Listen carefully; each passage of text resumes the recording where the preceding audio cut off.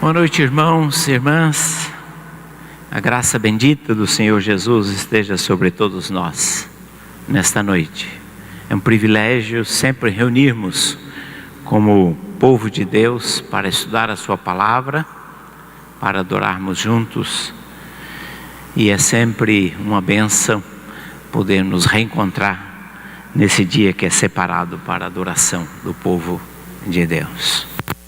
Nós estamos nesta série no mês de abril, mais com carpinteiro.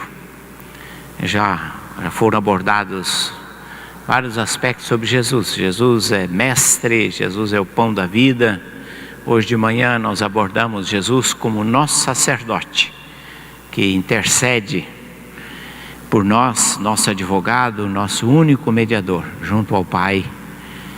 E que por isso mesmo nos constituiu também sacerdotes para exercer, para interceder e para apresentarmos a Deus sacrifícios espirituais, sacrifícios vivos, que é o nosso corpo, nosso culto racional, sacrifícios de louvor. As nossas ofertas fazem parte desta forma do nosso ministério sacerdotal.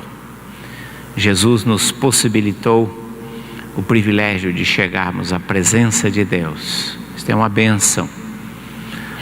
No Antigo Testamento, o fiel só podia se aproximar na mediação do sacerdote. Mas Jesus, na cruz, ali o véu do santuário rasgou-se de alto a baixo, demonstrando que agora o livre acesso ao Pai, este é o privilégio de servirmos e de seguirmos este Jesus. E hoje à noite nós vamos meditar sobre um aspecto da pessoa de Jesus. Jesus é rei. Este ensino do Novo Testamento, mostrando que ele é rei. Não está funcionando? Tá. E para esta leitura inicial, abra sua Bíblia no Evangelho segundo São Lucas, no capítulo 23, dos versículos 1 ao 3. Levantando-se toda a assembleia, levaram Jesus a Pilatos, e ali passaram a acusá-lo, dizendo: encontramos este homem pervertendo a nossa nação, vedando pagar tributo a César e afirmando ser ele o Cristo, o Rei. Então lhe perguntou Pilatos: és tu o Rei dos judeus? Respondeu-lhe Jesus: tu dizes. Vamos orar. Pai, nós estamos reunidos em teu nome. A tua palavra foi aberta, mas quem abre a mente, quem abre o entendimento, o coração, é o teu Espírito. E nós te pedimos que tu o faças, que tu, Senhor, nesta noite nos ensines, que tu mesmo, Senhor, abra os nossos olhos, dando entendimento da tua palavra, ministrando o nosso coração. Teu Santo Espírito conhece o íntimo, conhece as nossas necessidades. Teu Santo Espírito sabe o que mais necessitamos. E o Teu Santo Espírito, que sonda os corações e que pode relembrar todo o Teu ensino e aplicar o Teu ensino às nossas vidas, que o Teu Santo Espírito livremente, soberanamente, possa nos ensinar, ministrar nesta noite para a glória maior do Teu nome. Nós oramos suplicando esta bênção no nome santo e precioso de Jesus. Amém. Jesus é Rei. Esta afirmação, Jesus é profeta, sacerdote e é Rei. Mas de todas essas reivindicações e ensinos bíblicos que Jesus assumiu, vivenciou, esta reivindicação como rei foi a que lhe deu mais problemas. na linguagem da moçada, o que causou a maior treta. Porque Jesus está reivindicando um título que ameaça, que coloca em risco a autoridade. Primeiramente, os judeus não o reconheciam como rei. Eles esperavam um outro tipo de rei, um outro tipo de Messias. Quando Jesus veio, ele frustra essas expectativas, e os gestos, os atos de Jesus não estavam exatamente correspondendo às expectativas dos judeus. E os judeus, de certa maneira, vão usar isto contra Jesus, jogando Jesus contra o sistema político. E os romanos dominavam a Palestina. Então, este texto que nós lemos, ele diz, olha, ele está reivindicando ser o rei, e entre outras reivindicações, ele está se rebelando, ele não está querendo pagar o imposto de renda, que dia 30 todo mundo aí, que você não declarou, vai ter que declarar, né? Desculpe lembrar, mas infelizmente é verdade. Então está lembrando, olha, ele está dizendo que não tem que pagar, e esse é complicado, porque ele está se rebelando e jogando Jesus contra Pilatos, para que Pilatos então execute aquilo que eles estão querendo eliminar a Jesus. E de certa maneira Jesus sempre viveu esta tensão. Os magos, quando vieram adorá-lo, e os magos por inadvertência foram até Herodes e perguntaram, onde está aquele, onde é nascido o rei dos judeus? E o Herodes, pera lá, negócio aí, rei do judeu, rei do judeu sou eu, né? Aqui o preposto do César sou eu. Que história é essa de rei dos judeus? E o Herodes então, mediante esta informação dos magos, promoveu o primeiro infanticídio oficializado, né? Mandou matar todas as crianças com menos de 2 anos. E foi uma tragédia por conta desta ameaça, o risco que Jesus representava, o rei dos judeus. E assim por diante. O governo romano, ele tolerava governantes locais, mas não admitia essa ideia de reis autônomos, reis soberanos, reis independentes. Se alguém quisesse reinar, tinha que ser um rei vassalo, pagar tributo, submeter e subordinar a Roma. Aliás, entre os romanos havia o costume, os cidadãos romanos, de saudarem uns aos outros. Salve César, ou Ave César. Era uma forma de saudação. Ou ainda existia outra forma de dizer, César é Senhor. E o cidadão de lá respondia, o Senhor é César. Mas os cristãos se recusavam a confessar o senhorio de César. Então esse negócio de dizer que Jesus é Senhor, que Jesus é Rei, causou muitos problemas para Jesus e para os seus seguidores. E muita gente foi morta no período subsequente à ascensão de Jesus, os primeiros séculos, por conta que se recusavam a dizer que César era o Senhor. Havia um princípio, uma regra entre os romanos, que todos os habitantes do Império Romano tinham que queimar incenso pelo menos uma vez para César, uma vez por ano. Depois você podia queimar incenso, adorar, servir os deuses que você quisesse, mas para César pelo menos uma vez por ano. E os cidadãos do Império Romano que fizessem isso recebiam um certificado, que era uma espécie de um CPF, um CNPJ, era uma espécie que você estava em dia com o Império. E sem esse certificado você não podia negociar, você não podia transitar no mundo, na normalidade do dia a dia do Império. E muitos cristãos se recusavam a queimar incenso para César, mesmo que estivesse sob o risco de perder, de sofrer prejuízo de natureza financeira, comercial. tal maneira que esse negócio de Jesus reivindicar que Ele era o Senhor, que Ele era o Rei, trazia um comprometimento, trazia um risco, era um desafio muito grande. Mas Jesus nunca negou isso. E quando Pilatos diz: tu é o Rei dos judeus?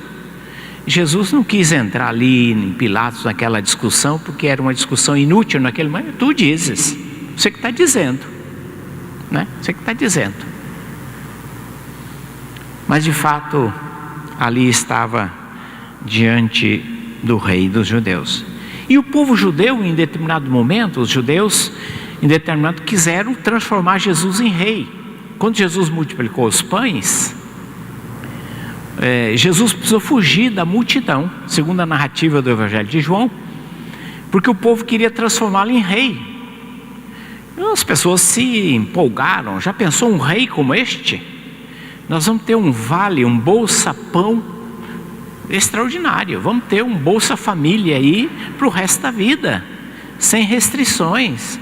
Vamos ter um vale alimentação extraordinário. Você vai poder escolher as melhores churrascarias para ir, né? Com esse rei aí, vai a garantia da sobrevivência.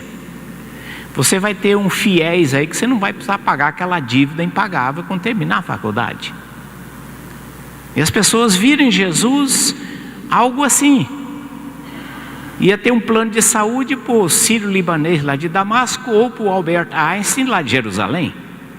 Então, já pensou? Esse é o rei que nós queremos. Este é o rei que a gente precisa, que vai dar tudo o que a gente necessita. E queriam transformar Jesus em rei. E Jesus, percebendo esse tipo de intenção, Jesus fugiu e foi orar.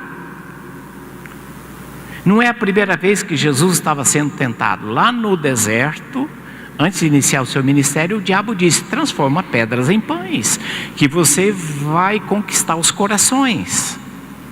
Usa essa estratégia. Pão. O povo é sensível a pão. Se der pão, nem que não tenha circo, mas se tiver o pão, uma beleza. E Jesus foi profundamente tentado, e ele teve que repelir a Satanás. Essa tentação não foi por acaso, porque Jesus queria alcançar pessoas. E aqui ele está sendo tentado de outra forma, mas o autor da tentação está por detrás. É o povo que o quer como rei, que o deseja tê-lo como rei. E Jesus foge, porque ele não quer alcançar as pessoas fazendo troca. Ele não quer alcançar as pessoas fazendo esse tipo de negociação. Eu dou algumas coisas e vocês me dão lealdade. Eu ofereço algumas benesses e vocês serão meus adeptos. E vocês vão me seguir. Jesus não aceitou esse tipo de conveniência. Aliás, Jesus não veio oferecer o pão, ele veio oferecer uma cruz. E esta oferta não era lá muito atrativa. Mas os evangelhos falam da realeza de Jesus. Eles falam que Jesus era rei.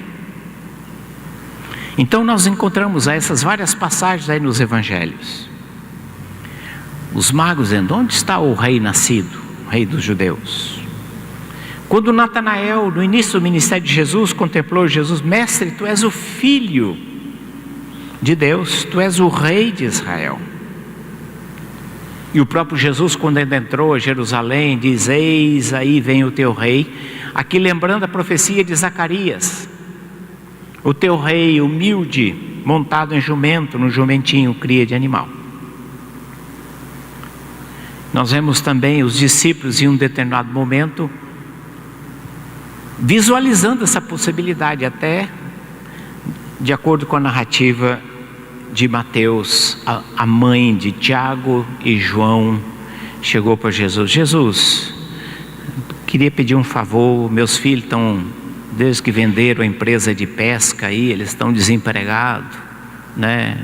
A nossa renda caiu, a gente queria que o senhor arrumasse aí, né, um empregozinho, uma posição lá no reino. Não é grande coisa, só sentado do lado direito, do lado esquerdo, tá bom, né? A gente gostaria, fosse possível. né? Pedido de uma mãe. Os meninos lá talvez falaram com a mãe preocupada com o futuro, chegou: Senhor, ajuda a gente aí, está o currículo dos meninos aqui, dá uma força. Mas Jesus disse: olha, vocês não estão entendendo o meu tipo de reinado, o meu tipo de governo. Será que vocês poderão beber do cálice que eu vou beber, do batismo que eu vou ser batizado? E os demais discípulos ficaram irritados, porque eles foram na frente, pediram primeiro. No fundo, eles estavam também vendo Jesus como uma possibilidade de uma posição, uma possibilidade de um privilégio, a possibilidade de um emprego, a possibilidade de uma estabilidade, a possibilidade de uma posição de destaque. Por isso ficaram muito irritados com os dois que tomaram a iniciativa mais cedo. Mas de certa maneira, não apenas no Evangelho nós vemos sobre o ensino de Jesus, mas também o apóstolo Paulo falando sobre a realeza de Cristo. O apóstolo Paulo ensinando.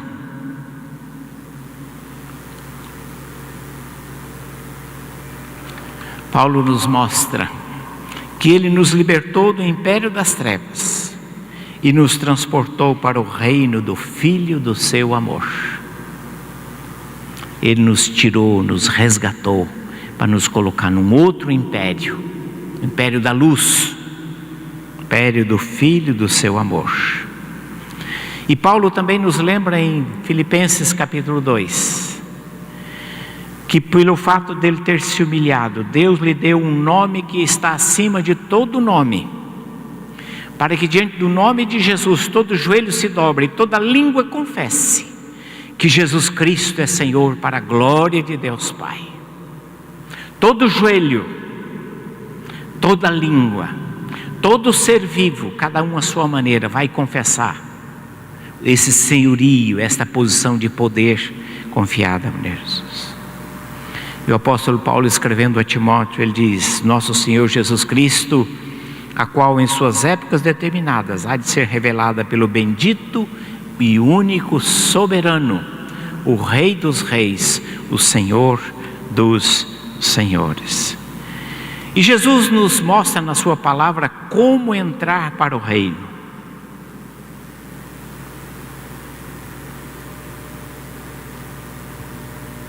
Está difícil aqui hoje. Como entrar para o reino? Como nós podemos fazer parte do seu reino? Os dois discípulos pensavam que era simplesmente uma questão da nomeação, um decreto, uma portaria que os colocaria no reino. Mas Jesus diz no início do seu ministério: arrependei-vos, porque é chegado o reino de Deus. Jesus prega o arrependimento. Mas em Mateus 18, Jesus diz: se vocês não se tornar como uma criança, não receber o reino como uma criança, vocês não se abrirem para a mensagem do reino como uma criança recebe, vocês não entrarão no reino de Deus. Como que uma criança recebe um presente? Como que uma criança acolhe algo que você dá? Se você oferece para uma criança uma nota de R$2, se você oferece para ela uma nota de R$100, esta criança recebe da mesma maneira. A criança nunca se pergunta: eu não sou merecedora, eu não sou digna, quais são as suas intenções, o que é que você pretende, o que é que você tem em mente, qual o teu interesse, o que eu vou ter que fazer para retribuir, quanto isso vai me custar. A criança jamais faz esse tipo de pergunta. A criança jamais faz esse tipo de pergunta. Mas ela simplesmente recebe com alegria, com júbilo. E quando Jesus disse: se vocês não receberem o reino de Deus como uma criança, se vocês não acolherem o ensino do reino de Deus como uma criança, sem se questionar: sou merecedor, não sou merecedor, sou digno, não sou digno, qual é o teu interesse, qual é o preço, qual é a condição. Jesus disse: se vocês não acolherem o reino de Deus nesta medida, com esta atitude, vocês não entrarão no reino de Deus. Mas há também no ensino de Jesus, quando ele contou as parábolas, ele contou várias parábolas, são as parábolas do reino. E o Senhor Jesus, dentre duas parábolas, ele contou a parábola da pérola valiosa, de grande valor. Que alguém encontrando essa pérola, ele vai e vende tudo quanto tem para comprar a pérola. E ele contou também: o reino de Deus é semelhante a alguém que encontrou um tesouro escondido num terreno, numa propriedade, e ele vai e vende tudo quanto tem para comprar aquilo. Essas duas parábolas ilustram que Jesus, na sua maneira, para você pertencer ao reino, é preciso entregar tudo. O pastor Juan Carlos Ortiz, ele ilustrando isto, é como se Jesus perguntasse: o que é que você tem? Você quer fazer parte do reino? Você quer fazer parte do meu povo? Você quer ser meu discípulo? Muito bem. Quanto você tem no banco? Eu tenho lá um dinheirinho aplicado. Muito bem, então está lá. O que mais que você tem? Eu tenho algumas ações, alguns investimentos. Me dá lá. O que mais que você tem? Eu tenho algumas propriedades. Anda lá. O que mais que você tem? Um carro. Anda lá. O que mais que você possui? Agora acabou. Você tem família? Sim, tem uma família. O que mais que você possui? Agora só resta eu. Você também. Entrega. Entrega. Foi isso que Jesus disse: se você quiser entrar no reino, precisa entregar tudo. Entregar tudo. E foi exatamente essa a dificuldade do moço rico. Quando Jesus o colocou, aquela exigência, diz: você tem que vender tudo, distribuir, porque o teu coração está apegado, o teu coração está tomado por essas coisas, e se você não abrir mão disso, não tem como entrar nos céus. E ele disse: não tem como. É como se Jesus dissesse: sem bagagem. Sem bagagem. Sem bagagem você não embarca. Certa ocasião, eu estava viajando nos Estados Unidos, e bagagem de mão, e eu passar naquele roteiro de segurança enorme que tem lá, apitou. Os homens da segurança todos alarmados, né? O que tem na sua mala? Eu quase brinquei com aquele brasileiro que foi brincar e ficou preso, né? Disse que tinha uma bomba. Falei: não vou falar isso aqui. Mas aí ele abriu a minha mala e achou lá um canivetinho que eu havia ganho. Eu gostava muito daquele canivete, porque era um presente de um amigo. E era um canivetinho pequeno, muito útil, daquele tipo suíço, com muitas. Fazia muito tempo que eu tinha aquilo, e era um presente precioso, muito útil. E ele disse: você entrega? Eu falei: eu tenho alternativa? Então, e ele ficou, tive que entregar. Se eu quisesse embarcar. Quando Jesus disse isso para o moço rico, diz: você entrega? Ele disse: não, entrego não. Jesus, sinto muito, mas aqui no reino há um passa na porta. Você não consegue passar com essa bagagem toda, com esse monte de coisas que você tem, sem entregar. E quando Nicodemos procurou a Jesus, Jesus disse para ele, Nicodemos não perguntou nada. Nicodemos iniciou uma conversa e Jesus foi direto no ponto e diz: Nicodemos, se você não nascer de novo, se você não se tornar uma nova criatura, se você não experimentar o nascimento que vem de Deus pelo Espírito Santo, você não pode entrar no reino de Deus. Jesus disse: não é, talvez, Nicodemos, se você continuar sendo uma boa pessoa, se você continuar sendo um homem religioso, praticando as suas boas obras, observando a lei, trazendo as suas ofertas, cumprindo os rituais, sendo um bom pai de família, um bom vizinho, um bom funcionário e assim por diante. Jesus não colocou essa alternativa. Eu vou verificar, quem sabe, talvez a gente possa avaliar a tua situação e vamos verificar. Mas Jesus foi taxativo com Nicodemos. Se você, Nicodemos, não nascer de novo, você não vai participar, você não vai conhecer, você não vai experimentar, você não vai tomar parte do aquilo que se chama reino de Deus. Portanto, no reino de Deus não há clandestinos. Tem um país aí para cima da linha do Equador que está construindo lá um muro para não deixar imigrantes clandestinos. Não vai ser possível pular o muro. No reino de Deus não vai ser possível pular esse muro, porque se não atentar para as exigências de Jesus, nós não nos tornaremos súditos deste rei que é Jesus.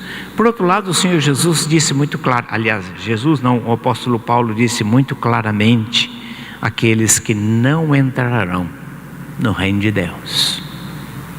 1 Coríntios 6 diz: não sabeis que os injustos não herdarão o reino de Deus?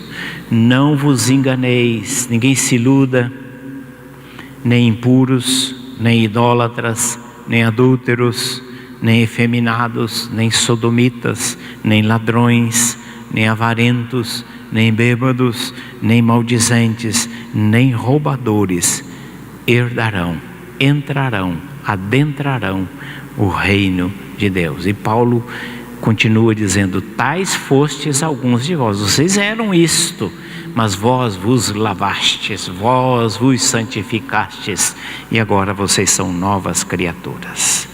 E assim nós temos na Bíblia também esta visão final da história deste rei. Lá no livro do Apocalipse diz: aquele que está sentado no trono, o reino, está sentado no trono, diz: eis que faço novas todas as coisas. Ele escreve porque essas palavras são fiéis e verdadeiras. Tudo está feito. Eu sou o Alfa e o Ômega, o princípio e o fim. E eu a quem tem sede darei da fonte da água da vida. Esta é a visão final da história, lá no livro do Apocalipse, descrevendo isto. Aquilo que Jesus começou a pregar e ensinar, e aquela visão, a consumação de toda a história. E esta pergunta: como é que Jesus exerce o seu reinado? Hoje Jesus exerce o seu reinado sobre o teu coração, sobre o meu coração, sobre as pessoas que reconhecem a sua soberania. Jesus exerce o seu reinado sobre a igreja. A igreja é a comunidade do rei, dos filhos do rei, daqueles que entregaram as suas vidas e submetem as suas vidas ao rei Jesus Cristo. Mas Jesus não reina só sobre a igreja, Jesus reina sobre o universo. Todo o universo. Ele é o rei dos reis. Um grande teólogo da Holanda, ele disse que não existe 1 centímetro sequer no universo no qual ele não possa reivindicar a sua soberania, o seu senhorio, e do qual ele não possa dizer: isto é meu. Embora os seres humanos vivam na ilusão, tenham a pretensão de viver, de se isolar, de resistir ao senhorio de Cristo, nada, absolutamente nada neste mundo, neste universo, no cosmos, inclusive aquele buraco negro que foi fotografado essa semana, né? Pertence ao Senhor Jesus. tudo é dele, tudo procede dele, tudo é para ele, tudo é por meio dele e é tudo para a glória dele. Esta é a afirmação bíblica, que Jesus exerce esse reinado de maneira absoluta, mesmo onde não se reconheça, mesmo onde as pessoas não se submetam, onde as pessoas resistam, Ele ainda assim é Senhor e Rei, porque Deus o colocou nesta posição. Deus lhe deu esse nome que está acima de todo nome, e diante desse nome todo joelho se dobrará e toda língua confessará. Por isso que Comênios é o chamado pai da didática moderna. Quem estudou pedagogia deve ter ouvido falar de Comênios. Viveu no século XVI. E Comênios era cristão. Ele disse: Cristo deverá achar em nós não apenas um púlpito para o seu ministério profético. Ele não deverá encontrar também não apenas o púlpito para o seu ministério, mas também um altar, o nosso coração ser um altar para o seu ministério sacerdotal. E o nosso coração deve ser o trono onde Cristo e somente Cristo reina. Essa percepção que o nosso coração deve ser este trono onde Cristo reina, onde Ele é proclamado como Senhor. E eu gostaria de concluir a nossa meditação trazendo 3 reflexões para nós encerrarmos. O ser humano vive permanentemente em um estado de rebelião. Rebelião é a nossa marca, é o estilo da nossa conduta. Nós rebelamos contra Deus lá no princípio, e toda a história da humanidade é marcada por rebelião. A gente faz o que dá na cabeça, a gente faz o que a gente quer, a gente faz do meu jeito, eu faço da minha maneira. Rebelião é o estilo de vida da humanidade, é o nosso estilo de vida, e nós manifestamos em determinados momentos com maior ou menor intensidade a rebelião. Nós queremos seguir o nosso próprio caminho, nós queremos ser o nosso próprio rei, nós queremos ditar as próprias regras, nós queremos ser o centro, nós queremos ser o Senhor da nossa vida. Esse é o estilo de vida em rebelião que todos nós trazemos profundamente nos nossos corações. Mas quando Jesus diz: eu sou rei, eu sou Senhor, nós nos deparamos, ou você continua rebelado, recusando o senhorio de Cristo, rejeitando o senhorio de Cristo, querendo ser o seu próprio Senhor, ser o seu próprio rei, ser o seu próprio governante, dirigir a sua própria vida. No trono do seu coração é você que está sentado lá. Eu que dirijo a minha vida, ninguém tem nada a ver com isso. Eu faço o que eu quero, ninguém tem nada a ver com a minha vida. Minhas regras, sou eu que determino. Nós vivemos nesse permanente dilema de rebelião ou submissão, de aceitar, de sujeitar, de se quebrantar, de reconhecer, de se render e dizer para o Senhor Jesus: Senhor, toma conta, assume, toma o lugar que é teu, o lugar que lhe é devido, o trono do meu coração. Essa é a primeira possibilidade que nós vivemos constantemente. A segunda possibilidade é quem está no controle da nossa vida. Essa é uma permanente luta. Nós queremos controlar a nossa vida, mesmo já tendo tomado uma decisão, mas é uma permanente luta de querer controlar a nossa vida. Não apenas controlar a nossa vida, mas controlar a vida, tudo que se passa ao nosso redor. Nós queremos controlar as coisas. Nós temos a pretensão de controlar os acontecimentos, de controlar os fatos, de controlar as coisas. Nós temos essa pretensão e ficamos ansiosos. E ficamos estressados porque as coisas não acontecem de acordo com a nossa previsão, de acordo com o nosso desejo, de acordo com a nossa expectativa, de acordo com a nossa esperança, com o nosso planejamento. Nós ficamos ansiosos porque nós queremos controlar a vida das pessoas. Mas quando Jesus nos desafia a nos tornarmos seus súditos, cidadãos do reino dos céus, entregando a nossa vida, nós também, esse é um exercício permanente, contínuo, de aprender a transferir o controle para Ele. Senhor, Tu estás no controle. Tu estás no controle. E a gente tem que dizer, e a gente tem que ler, repetir o Salmo 46, que diz: aquietai-vos e sabei que eu sou Deus. Aquietai-vos, te aquieta e fique sabendo que eu estou no controle. Isso é um exercício diário, esse é um exercício constante. Quando nós somos assaltados pelas preocupações, nós somos assaltados pelos nossos planos, nós somos assaltados pelas dificuldades, nós somos assaltados por aquilo que pode vir a acontecer, que nós estamos imaginando que pode ser uma catástrofe, que pode ser um desastre.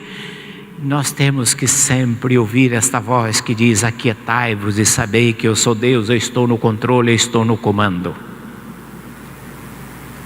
Vede o livramento que hoje se vos dará. Aquietai-vos. Esse exercício permanente, porque Jesus é Rei. Jesus não está interessado apenas na sua vida, na sua alma, mas Ele está interessado na sua vida como um todo. E o Senhor Jesus quer nos abençoar também, dirigindo, porque só Ele enxerga o que precisa ser enxergado, e só Ele que vê para além do que precisa ser visto, porque na nossa visão, na nossa compreensão, nós não enxergamos um palmo ali, adiante do nosso nariz. Ele é Rei, Ele é Rei. Aquietai-vos e sabei que eu sou o Senhor. Esse exercício constante na nossa vida. E finalmente, Jesus é o Rei que se fez servo. Ele é um Rei diferente, contrariando todas as expectativas, todos os tipos de reinado, todos os tipos de rei que o antecederam e que vieram também depois dele. Pompa, poder, influência. Jesus, o Rei que veio numa perspectiva diferente. E Ele, como Rei, se fez servo. Nunca se apropriou desse título de Rei para reivindicar poder, porque Ele já tinha poder, glória. Ele já tinha toda a glória com o Pai. Ele não precisava desse tipo de reconhecimento e de influência humana. Então Jesus foi um Rei que foi servo, que escolheu, embora sendo Rei, Ele escolheu servir. E para nós, se queremos ser súditos deste Rei, também o caminho é do serviço. Nós somos filhos do Rei. A gente tem ouvido muito falar sobre aí filhos do Rei, gente reivindicando: eu sou filho do Rei, então eu posso reivindicar a prosperidade. Eu sou filho do Rei, então decreto que eu vou usufruir de benefícios materiais, financeiros possíveis. Esta posição, filho do Rei, tem sido utilizada para reivindicar privilégios, para reivindicar bem-estar, para reivindicar conforto, para reivindicar prosperidade. Mas filho do Rei são aqueles que se dispõem a servir. Tem um país aí, para baixo da linha do Equador, que os filhos do presidente estão falando os negócios e estão atrapalhando o presidente. Nós, como filhos do Rei, não é filho do presidente, como filhos do Rei, o nosso caminho é o caminho do serviço. É a melhor maneira de evidenciar que você segue a Jesus. É a melhor maneira de testificar que você segue a Jesus como filhos do Rei. É quando nós colocamos a nossa vida a serviço do Senhor. É a forma mais evidente de demonstrar a sua filiação, a sua origem, a sua condição, o seu privilégio, nos colocando a serviço de Deus e uns dos outros. E que Deus assim nos abençoe e nos ajude nesta caminhada. Amém.